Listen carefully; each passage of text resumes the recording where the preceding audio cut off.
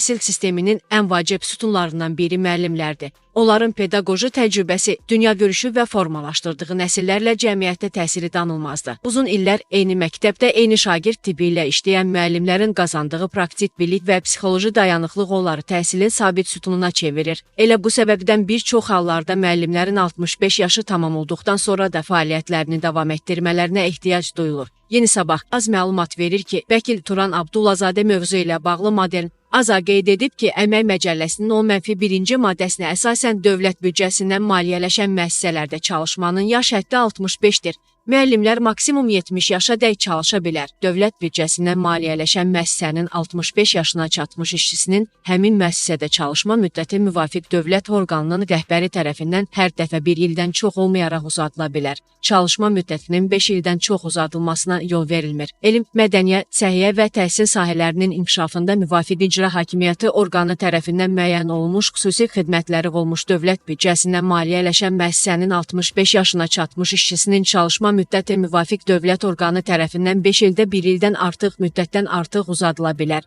Ancaq dövlət büdcəsindən maliyyələşən müəssisələrdə çalışma müddəti uzadılmış işçilərin sayı həmin sahə üzrə dövlət büdcəsindən maliyyələşən müəssisələrin işçilərinin ümumi sayının 15%-dən artıq ola bilməz. Müəssisənin işçilərinin sayı 100 nəfərdən az olduqda çalışma müddəti uzadılmış işçilərin sayı 2 ştat vahidinə qədər yuvarlaqlaşdırılır. Dövlət büdcəsindən maliyyələşən müəssisələrdə çalışan işçilərin çalışma müddətinin uzadılmasına onların razılığı əsasında yol verilir. Müəllimlərin əməkdar müəllim və başqa fəxri tərtiblər onların müqaviləsinin uzadılmasına zəmin yarada bilər.